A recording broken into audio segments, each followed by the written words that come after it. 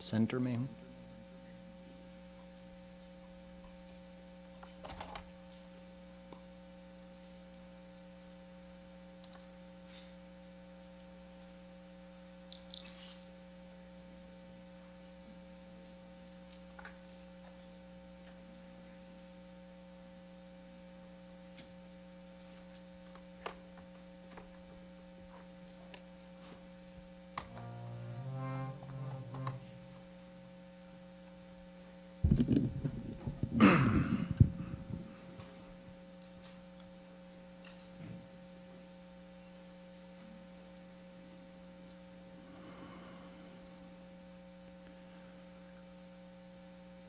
Prathamam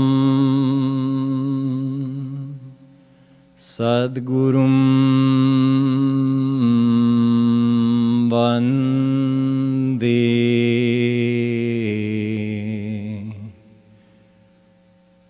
Shri Krishnam Tadanantaram Guru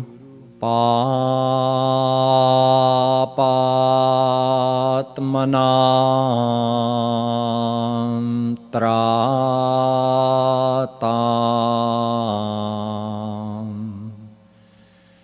Shri Krishnas Tvamalatmanam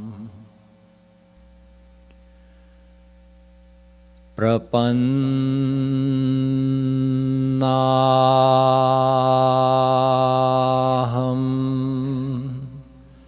Sada Shyama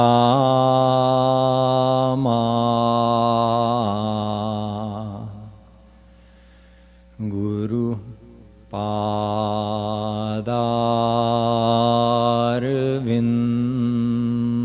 Padarvindayo Tasya Preranaya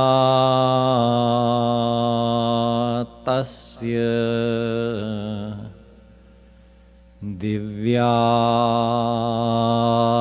Divyadesham Vadamyaham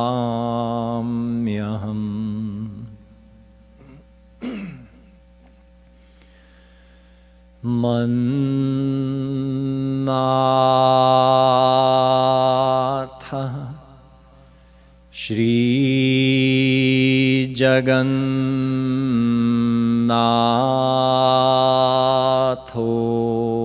Jagannatho Madguru Shri Jagadguru Madatma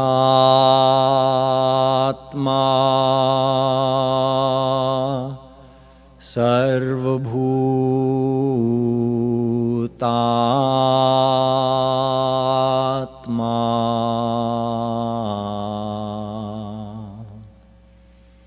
Tasmai Shri Gurave Namaha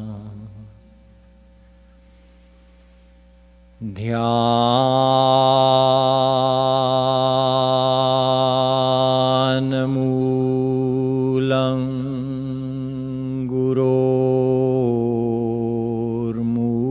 Gurormurti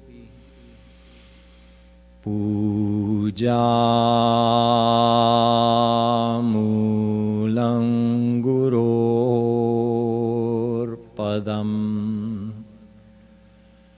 Mantramulam Gurorvakyam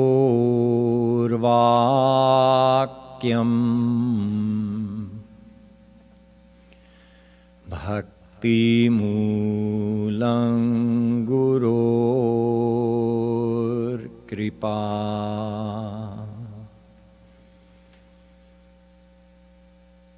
Yo Brahmanam Vidadhati Purvam यो वै वेदांश्च प्रहिणोति तस्मै तग्मंह देवमात्मबुद्धिप्रकाशम् मुमुक्षुर्वै शरणमहं प्रपद्ये.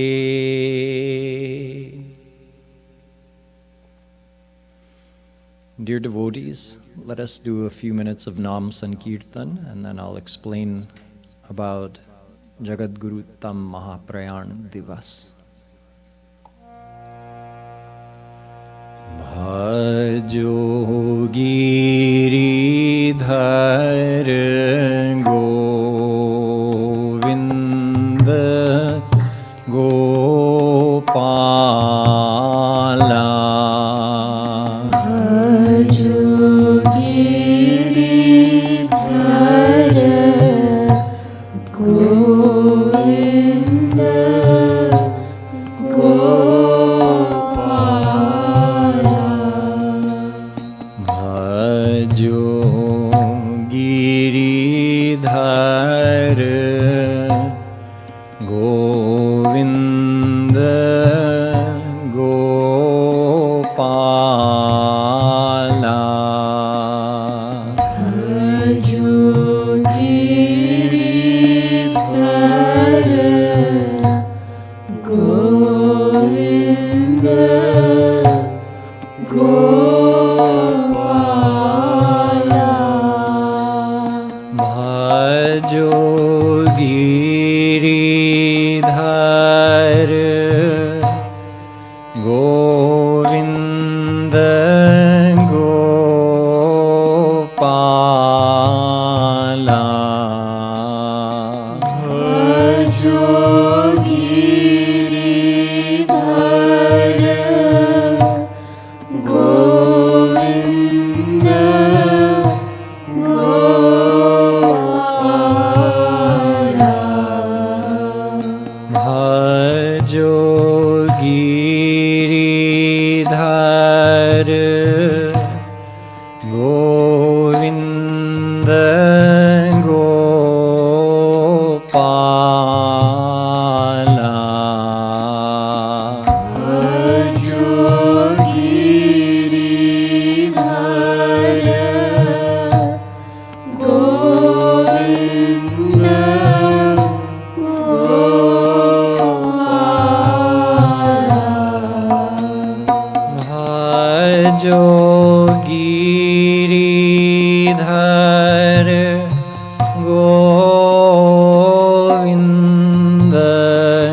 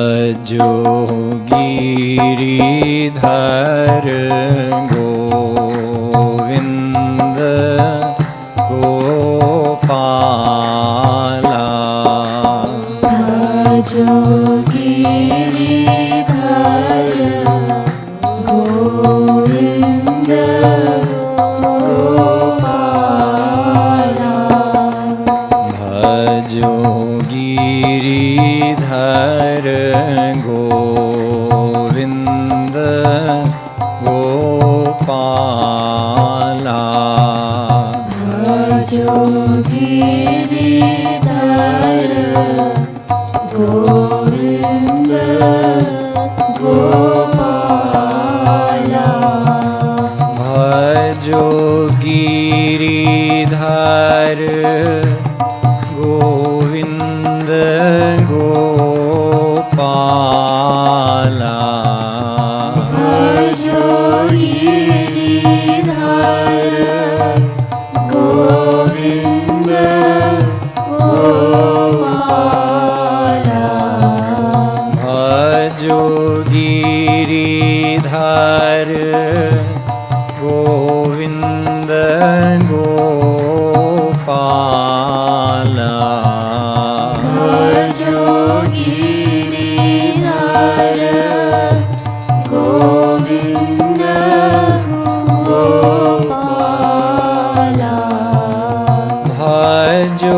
गिरिधर गोविंद गोपाला भजो गिरिधर गोविंद गोपाला भजो Giridhar Govind Gopala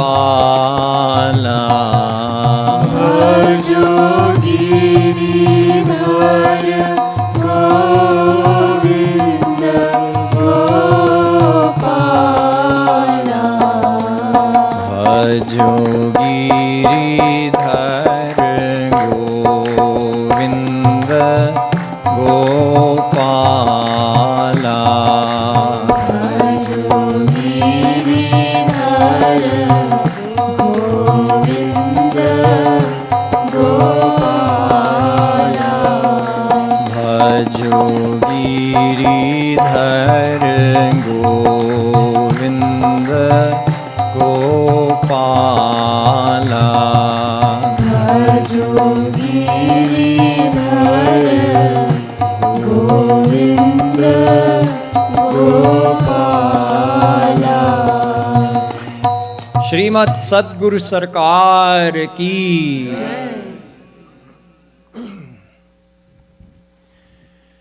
Today we're commemorating Mahaprayan Divas. Prayan means to depart. Maha means a great departure, an important or divine departure. But let us understand something about the deeper meaning behind this. You see, this whole Srishti, this whole manifested universe, it has a nature. Sansaratiti iti sansara gachatiti jagat. Sansarasiti sansara. What is sansar? A Sanskrit word for this world. Sansaratiti. It is that which keeps changing from one state into another state. It's always evolving or devolving or doing something. And the word jagat, another word we use for this world, gachatiti. It's always moving. Nothing is static or stationary in this world. Everything from a macro scale, galaxies and clusters of galaxies and superclusters of galaxies all in motion, right down to a cellular level. Our cells are always in motion. Everything in them is moving. To an atomic level, we know that an atom is made up of protons, neutrons, and electrons. And those electrons are in constant motion. Everything in this world is moving, and everything in this world is changing from one state to another. From day, it changes to evening, then to night, then to early morning, then to morning, then day again. Everything is constantly changing, and one of the reflections of this nature of the world is that everybody who comes into this world also must leave this world. Jo aayega, so jayega. Ye srishti ka niyam hai. This srishti is a product of Maya. So of course that law applies to the souls under Maya, all of us. Punarapi jananam, punarapi maranam, punarapi janani jathare shayanam. Iha sansare khalu dustare, kripaya pare pahi murare. Bhaj Govindam, bhaj Govindam. Govindam bhaj mudhamate. Jagadguru Shankaracharya says that souls take birth after birth. They are born, then they die, then again they enter into the womb of another woman who's going to be their mother, and again they take birth, and again they die, over and over and over again. Thus, we Maya-bound souls come and go from this world over and over and over again. However, this law of Srishti also applies to divine personalities who come in this world. Not that they are bound by Maya, God Himself, even that He subjects Himself to this law of the nature of the world, even though He is completely beyond the qualities of Maya, beyond the reach of Maya. And any soul who attains Him also goes beyond the reach of Maya. And yet, when those souls, those God-realized souls, come in this world, and when God Himself comes in this world, they also stay for a limited time. They also say, okay, it's a material world, I came in this world, I'll go as well. In fact, although they could stay for as long as they want, they tend to stay for a normal lifespan depending on the yug that they came. In Kali Yuga, more or less than 100 years. In other yugs, Dwapar Yuga, Treta Yuga, Satyug, they may stay for thousands of years. Like Bhagwan Ram stayed for 11,000 years because he came in Treta Yuga. Shri Krishna came in Dwapar Yuga, so he stayed for 125 years. It's not that they're bound by Maya, but when they come in this world, they observe that law of Maya. Okay, if I came in this world, I also have to go. We, because we are bound by Maya, we have Mayic attachments, and we perform actions that are motivated by worldly desires. So at the time of our death, we do not want to leave our body, and we do not do so willingly. Therefore, the servants of Yamraj come and forcefully remove us from our body and take us to whatever our next birth is going to be. But when a saint or God leaves this world, Yamraj himself comes. He doesn't send one of his servants. Yamraj himself comes and does pranam and just reminds them, like a personal assistant, that according to the plan, in God's case, when you decided to take avatar, you had decided to stay for this long. So I'm just giving you a reminder, like a personal assistant would remind their boss that you have a meeting at 3 p.m. I'm just letting you know that the time you decided upon has elapsed, and so what you do now at this point is up to you. It's just my job to remind you. So then Krishna goes back to the divine world. Or in the case of a saint, he comes and tells them that if it's a sadhana siddh Mahapurush, a saint who was an ordinary soul, and then did bhakti and with the grace of their guru became God realized, that soul was born with a destiny. And part of that destiny includes the length of their physical life. How long is this body going to last? So accordingly, when that time has elapsed, even though maybe they were supposed to stay in this body for 73 years, and they got God realized at age 18, but the saint chooses to honor God's laws, although he could leave for the divine world or she could leave for the divine world the moment they become God realized, but in general they decide to live out the rest of their destiny. So even though they don't need to, they keep undergoing all their physical destiny in this world, and they live out the rest of the age of their body. So when age 73 comes around, Yamraj comes, does pranam to that sadhana siddh Mahapurush, that God-realized soul, and says, your destiny is finished now, if you would like, you can go to the divine world. If you want to stay longer, I have no say in the matter. You're a divine being now. You can do whatever you want. But normally at that time, a saint will leave this world, leave behind their physical body, and go to the divine world. The point is that everybody who comes in this world, whether they be a Maya Baddh Jeev, a Maya Mukt Jeev, a soul beyond Maya, or Mayadhish Bhagwan himself, everybody who comes also leaves.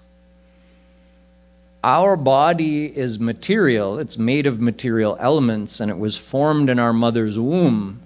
We came and entered into that small body growing in our mother's womb, and then when we leave the world, we leave behind that full-grown body. When God comes in this world, you've heard it explained many times that his body is not formed in his mother's womb. He manifests his divine body in this world. He eternally has a divine body, and he's omnipresent with that divine body, so he just has to make it visible at one place. This is what Sri Krishna does, Sri Ram does, Radha Rani does. Saints who take avatar, not a sadhana siddh Mahapurush, but a nitya siddh Mahapurush. In other words, a soul who lives with God in the divine world and decides with the will of God to come in this world to help souls on the path to God. That nitya siddh Mahapurush may take a material body. Their body may be formed in their mother's womb, and they may have an ordinary birth, just like us, but they're still not bound by Maya, and they're still not ordinary beings. Or that Nitya Siddh Mahapurush may take a divine body, like if Lalita, Vishakha come on this earth. Those are Radharani's own swanch. They may, depending on what the plan is for them, they may take a material body, or they may come with their divine body. So some saints come in this world with a divine body, some saints come in this world with a material body, and some saints were ordinary souls like us, and they became God-realized, so they have their same material body from before they were God-realized. But in any case, whether it's a sadhana siddh Mahapurush, a nitya siddh Mahapurush, or God himself coming in the form of a saint like Chaitanya Mahaprabhuji,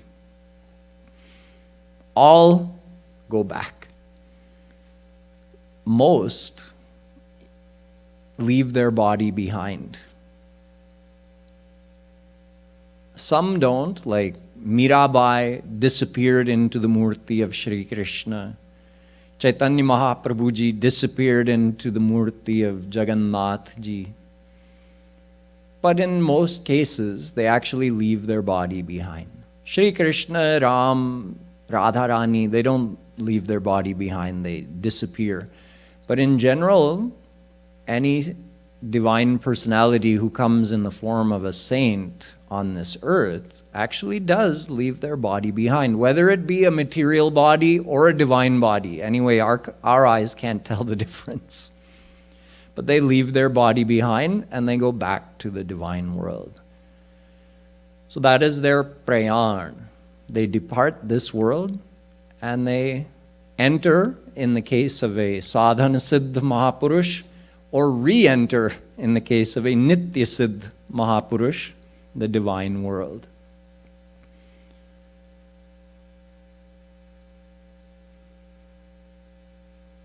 The point of all of this is that a saint's coming to this world and leaving this world is all done with the will of God. When a saint decides to visit this world, it's God's grace. There's a plan for that saint's life, how the saint will live, how they will help the souls. And at the decided time, that saint will leave this world. No saint stays in the world forever. Even God himself doesn't stay in the world forever in the form of his avatars. So, at the appointed time, at the decided time, according to the will of Radha and Krishna, that divine personality goes back to the divine abode, in most cases leaving their divine body in this world. So the followers of that divine personality who accepted that divine personality as their guru, they get to perform the ceremonies that are done normally, the antim sanskar, the shraddh, all of that is done for the benefit of the souls, the benefit of the devotees, so that they can have that experience and they can process their own devotional emotions. Shree Maharajji was always in his divine status. We've been listening to lectures by Shree Maharajji on the Guru, and he's been explaining many times that God's Yogamaya power, Yogamaya, it allows the saint and God to remain connected with their divine status, their internal divine status. That's Yog. And Maya, they're able to perform Mayic-looking actions, like eating food, talking to people. They can perform Mayic-looking actions, but they're always in a divine state. Shree Maharajji was always in his divine state. His normal state, his natural state, was only revealed here and there in his life, or occasionally, or in certain stages of his life. But it wasn't openly revealed always. What is the natural state of a saint? To be absorbed in divine bliss. That's their natural state. And that's their internal, constant state. But externally, if the saint is to help the souls, the saint cannot just remain absorbed in divine bliss 24 hours a day. Shree Maharajji had many stages in his life that he went through as part of his divine plan to grace all the souls. In the beginning, he was a small baby, a small boy. Even in that state where his mother was teaching him how to walk and how to talk, even then he still had his same divine status and his internal divinity, his own blissful state. As he got older and he started playing outside with the other boys in Mangar, he was acting like an ordinary boy. Although he may have been more charming, more beautiful, more loving, but for material eyes, whoever gazed upon him, he was an ordinary boy. And yet internally, he's absorbed in the divine bliss of Radha Krishna. He started going to school, studying, taking tests, walking to school with the boys, coming home after school, doing all of that, and yet still absorbed internally in his own divine state. Only when he was 16 did he start to reveal what that internal divine state was, or more like he revealed it all at once. He was going to college in Mahu, Sanskrit college, and one day he just walked into the woods, completely absorbed in divine bliss. And for weeks, he kept wandering. Where he went, no one knew, because no one was with him. He was wandering in the jungles of Madhya Pradesh, absorbed, completely absorbed in divine bliss, with no consciousness like we hear of Videha. No consciousness of his body. What does it need? Does he need to sleep? Does he need to eat? Does he need to drink? No consciousness of that. 100% absorbed in his divine state. And whatever villages he came upon, the devotees of God with some knowledge, they recognized that he was in a state of bhav, a state of being absorbed in the divine love of Radha Krishna. And they served him however they could, but he didn't talk to people. He didn't even take food by his own hand. Whatever people fed him, he ate. If somebody changed his clothes, he wore new clothes. Otherwise, he kept wearing the same clothes. So he revealed at a very early age his true inner nature.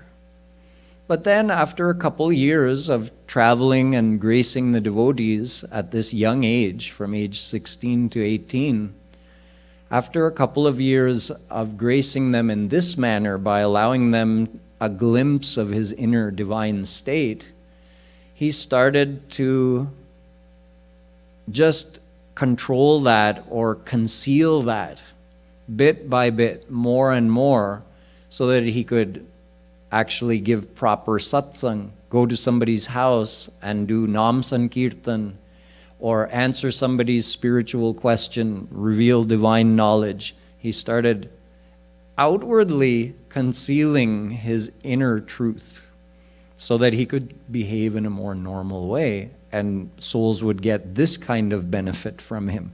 Only certain souls could be benefited by glimpsing Maharajji's true inner divine state. But more souls would be benefited if Maharajji led kirtan or explained divine philosophy or talked to people. So, for some years, this stage of Shree Maharajji's life went on. The next stage was when Shree Maharajji started to formally reveal the devotional knowledge, giving public lectures. His first public lecture was at the Chitrakoot Sammelan, where Maharajji had invited all the saints and Jagadgurus and scholars of all of India, all the main ones, to come and lecture.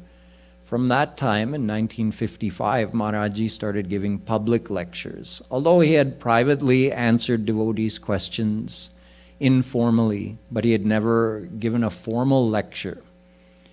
So from 1955, when Maharajji was 33 years old, he started lecturing publicly. And just a couple of years after that, he became Jagadguru.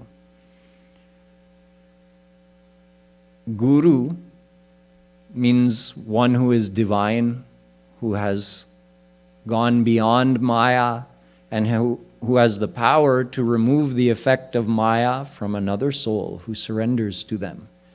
But Jagadguru, although all gurus are true saints, if someone is beyond Maya, they're qualified to be called a guru. But a Jagadguru, this term is used for a saint who reveals a great extent of the divine knowledge. Although all divine saints have complete divine knowledge, even the ones who behaved as illiterate villagers, they also had complete divine knowledge. But only some saints occasionally reveal to a great extent the divine knowledge. So in certain cases, a saint may be given the title of Jagadguru. The Jagadguru has debated against all the scholars of that time who unanimously accept that saint, that nobody can argue with what this saint is saying. The path being shown, the philosophy, the way it's being described, it cannot be argued with. If someone is able to get everybody, all the elite scholars of their time to agree with them, they are given the title of Jagadguru. So in Kali Yuga, there have only been, before Sri Maharajji, there were only 4 Jagadgurus. Jagadguru Shankaracharya, then Nimbarkacharya, Ramanujacharya, and Madhvacharya. Sri Maharajji was the 5th. So it's a very rare thing for all the scholars of India to agree that this person deserves the title of Jagadguru. We use the term Adi Jagadguru to denote that because most of those Jagadgurus, they established a lineage of disciples who also took on that title of Jagadguru after their master had left the world, because they were looking after their master's ashram, so they also took the title of Jagadguru. Which means that even today, there are Jagadguru Shankaracharyas in the world. Jagadguru Ramanujacharya, Nimbarkacharya, there are people with that name in the world today. But when we say Adi Jagadguru Shankaracharya, it means the original Jagadguru. Because the other Jagadgurus who followed Shankaracharya ji and took his name, they didn't travel around India and debate against all the scholars. They inherited that name from him. Same with Jagadguru Ramanujacharya, Nimbarkacharya, Madhvacharya. So we refer to the original Madhvacharya by adding the word Adi. Sri Maharajji also became Jagadguru, as opposed to the way that the other Jagadgurus did it, where they traveled around India and debated one-on-one or one-on-two with the main scholars of that time, and eventually they all came to accept him. Sri Maharajji met them all in one place. Kind of like when Sri Maharajji was younger, around I think 18 or 19, there was a story told that he went to a stick fighting competition. He wasn't in the competition, but he was there watching, and 2 stick fighters would get in the ring together, with a long staff, and they'd fight. I mean, there were certain rules they had to follow, but it was a competition. So young Sri Maharajji got in the ring, just surprising everybody. And it's not like he was a big burly guy at that time. He was just a young man. You know how lean Maharajji looks. And he got in that ring and he challenged many of those fighters at the same time. He said, "Give me a stick." And he got in there and he said, "I don't think any of you can touch me with your stick." And they were a little hesitant to go against Maharajji. They didn't even know if he had any experience with this. And how could all of them gang up on him at the same time? But Maharajji said, no, you all have to come. All at once try to hit me. And Maharajji was so swift with that stick. He didn't hit anybody, but he just defended himself and blocked everything. And even though many of them attacked him at the same time, none of them could touch him with their stick. And eventually they hit his stick so hard it broke, and he just jumped out of the ring. And that was it. But none of them could touch him. Something like that, Maharajji took on all the scholars of India at the same time in Kashi. In fact, they called him, the Kashi Vidvat Parishad had been hearing about Sri Maharajji's greatness, the amazing depth of his knowledge. So they actually invited him to Kashi, to Varanasi, basically to fight, to debate. Okay, you come, give a lecture, and we're going to show our greatness by pointing out all the mistakes you make and by debating you and defeating you. That was their plan. So Sri Maharajji came, but none of them, not a single one, more than 500 of the greatest scholars of India, all gathered at one place to listen to Sri Maharajji's Sanskrit lectures, and not a single one could point out a single mistake, and not a single one was willing to debate anything against Sri Maharajji. So at the end of his series of lectures, they had their meeting and they decided, well, according to our traditions, we have to offer him the title of Jagadguru. But of course, as you heard, the manner in which Sri Maharajji received this title was very special, different than how the other Jagadgurus had received theirs. And these scholars not only asked Maharajji to accept the title of Jagadguru, they asked him to accept the title of Jagadguru Tam. Uttam means supreme, the highest. They gave him the title of Jagadguru Uttam, the supreme Jagadguru, which indicates two things. It means that out of all the Jagadgurus living in the world today, none of them is an Adi Jagadguru, so it differentiates Sri Maharajji from them. But it also distinguishes him from the previous Adi Jagadgurus. What distinguished Maharajji aside from the manner in which he became Jagadguru? It was the way he revealed the knowledge. He was able to do it in a way that reconciled and reaffirmed what all the previous Jagadgurus had said. Whatever they taught, Sri Maharajji reaffirmed it and reconciled it so that it all made sense together. Nobody had ever done that before. Nobody on earth had the ability to make sense of all of it together. To say that, okay, if Shankaracharya said this, but Ramanujacharya said something opposite, how does it all make sense together? One of them must be right and one of them must be wrong. In this way, there are many apparent contradictions. If you examine the teachings of our saints and scriptures even within the same scripture, there would appear to be many different contradictions. Sri Maharajji first pointed out all of these contradictions, and then he reconciled them. So these scholars were amazed. These lifelong, elderly, respected scholars were all experts in their one little silo of spiritual, scriptural knowledge. They had the knowledge just like if one of them was a scholar of Brahma Sutra. But he was a scholar of a specific bhashya of the Brahma Sutra, a specific explanation by a specific Jagadguru.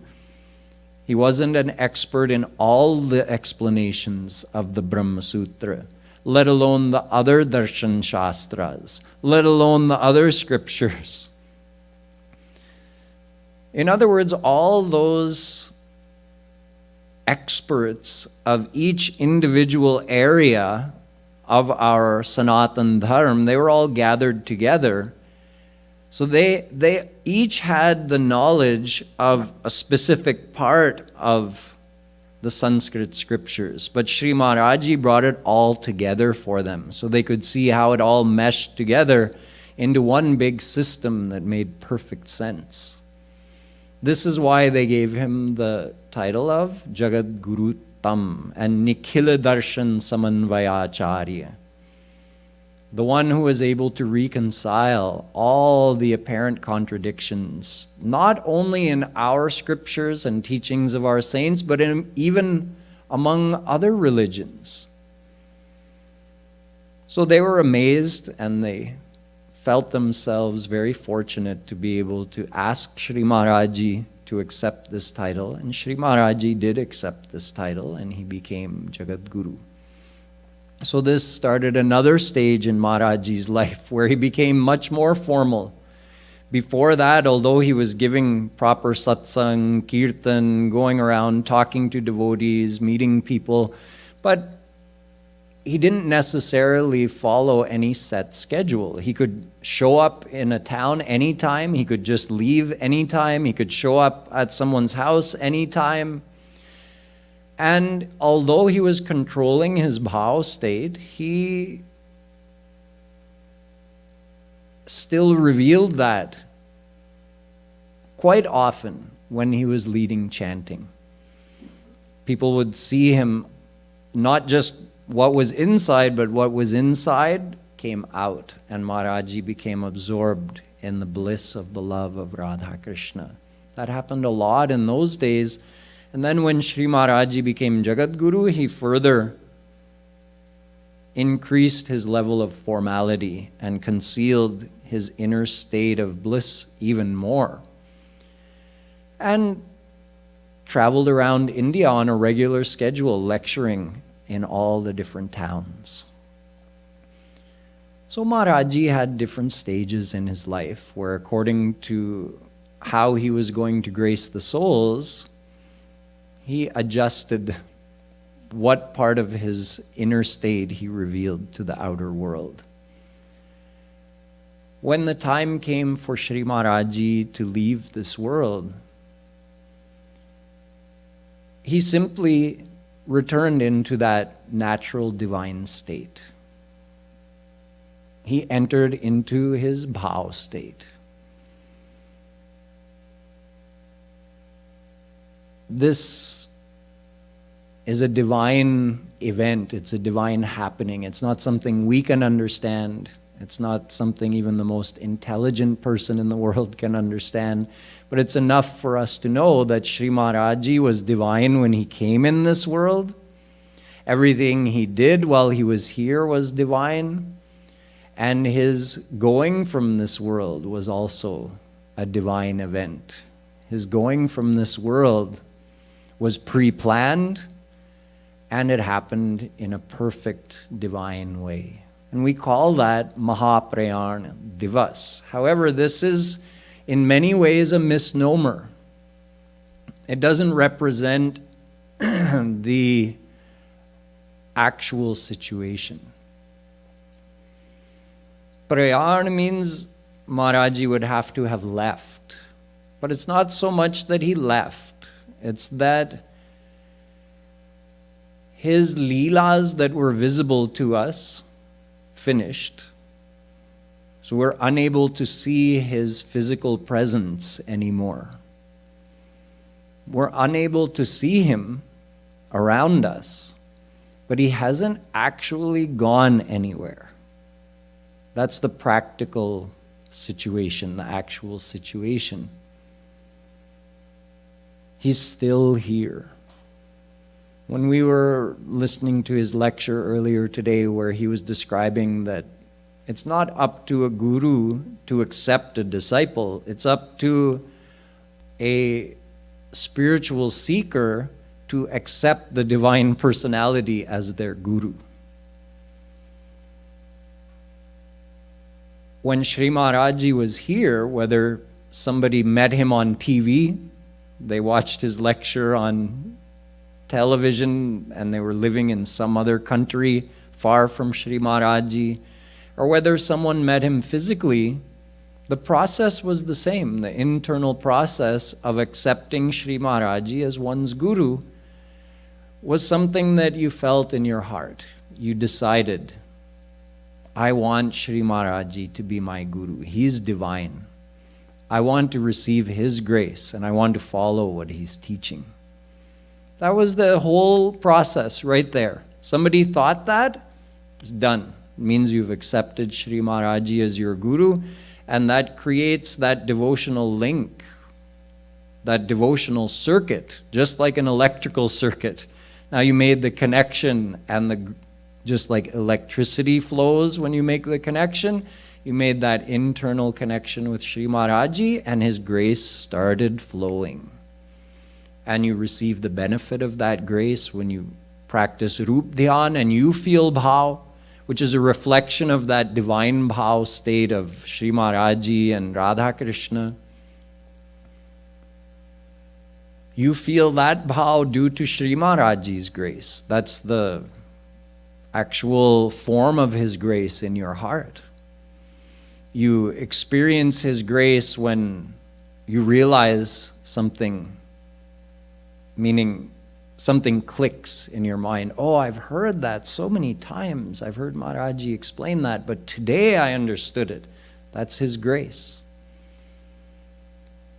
When Sri Maharajji was physically visible in this world, whether someone had physically met him or not physically met him, they could establish that devotional circuit with him and start getting his grace and progress on the path.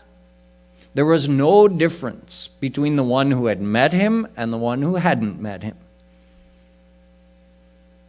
Meeting Shree Maharajji physically was according to the desire of the devotee. They may go and meet Shree Maharajji. And that may allow them to deepen their feelings of connection with Shree Maharajji. But it didn't mean that the one who hadn't physically met Shree Maharajji couldn't receive his grace. It depends on the person. How stable is that circuit that you've established? How much is your mind attached to him?